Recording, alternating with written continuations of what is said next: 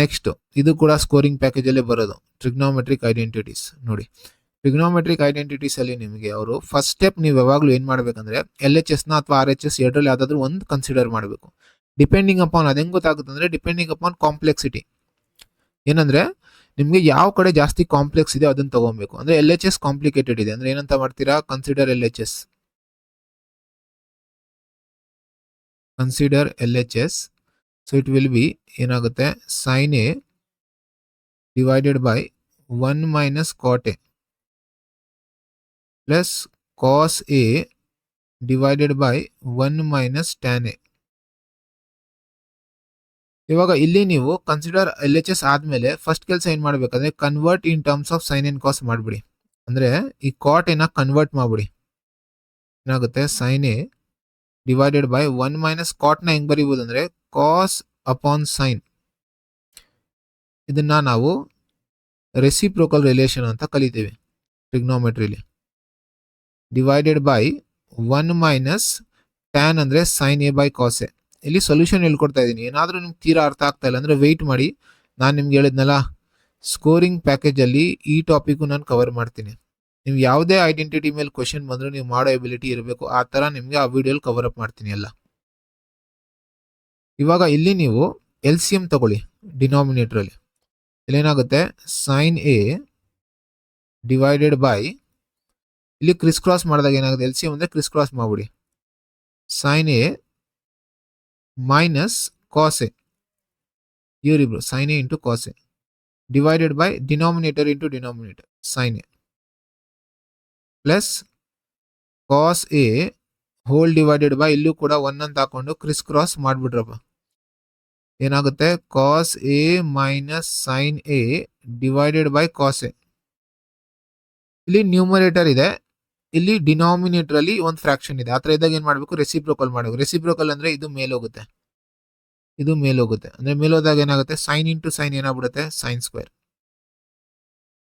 And divided by, ಇಲ್ಲಿ ನಿಮ್ಗೆ sine A minus cos A ಇದೆ ಪ್ಲಸ್ ಇಲ್ಲೂ ಕೂಡ ಕಾಸ್ ಮೇಲೆ ಹೋದಾಗ cos square A divided by, ಇಲ್ಲಿ ಏನಿದೆ ನಿಮ್ಗೆ cos A minus sine A ಇದೆ.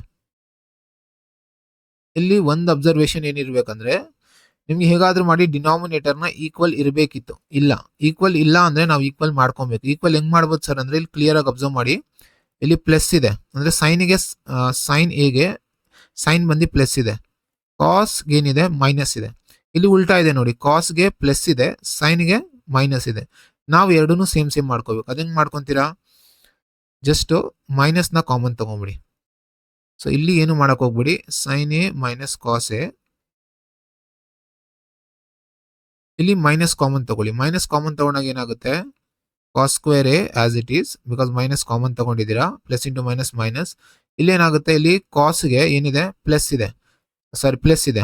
So plus into minus minus ಆಗ್ಬಿಡುತ್ತೆ, ಅಂದ್ರೆ ಮೈನಸ್ ಕಾಸ್ ಎ ಆಗೋಯ್ತು.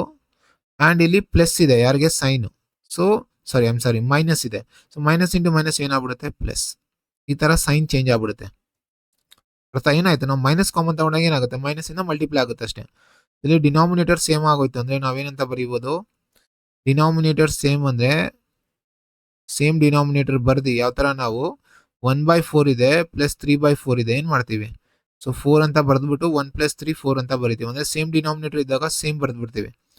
ಮೇಲೆ ಏನಿದೆಯೋ ಅದನ್ನು ಆಸ್ ಇಟ್ ಈಸ್ ಬರ್ದ್ಬಿಡಿ, sine square A minus cos square A. ಇಲ್ಲಿ ನೀವು ಅಬ್ಸರ್ವ್ ಮಾಡ್ತೀರಾ, ಇಲ್ಲೊಂದು ಐಡೆಂಟಿಟಿ ಯೂಸ್ ಮಾಡ್ಬೋದು, a square minus B square can be written as ಏನು, a plus B into a minus B. Therefore ಇಲ್ಲಿ ಸೈನ್ ಸ್ಕ್ವೇರ್ ಎ ಮೈನಸ್ ಇದೇ ಐಡೆಂಟಿಟಿನ ಇಲ್ಲಿ ಯೂಸ್ ಮಾಡಿದ್ರೆ a ಜಾಗದಲ್ಲಿ ಏನಿದೆ ಸೈನ್ ಎ, ಬಿ ಜಾಗದಲ್ಲಿ ಕಾಸ್ ಇದೆ, ಅಂದ್ರೆ a plus B into a minus B sine A minus cos A divided by, whole divided by ಏನಿದೆ ನಿಮಗೆ ಡಿನಾಮಿನೇಟರ್ ಅಲ್ಲಿ sine A minus cos A. Sine A minus cos A, sine A minus cos A divide ಆಗುತ್ತೆ, remaining will be sine A plus cos A. And ಇದನ್ನ observe ಮಾಡ್ತೀರಾ ಅಂದ್ರೆ this is your RHS. So LHS ತಗೊಂಡು ನೀವು RHS ನ ಏನ್ ಮಾಡಿದೀರಾ,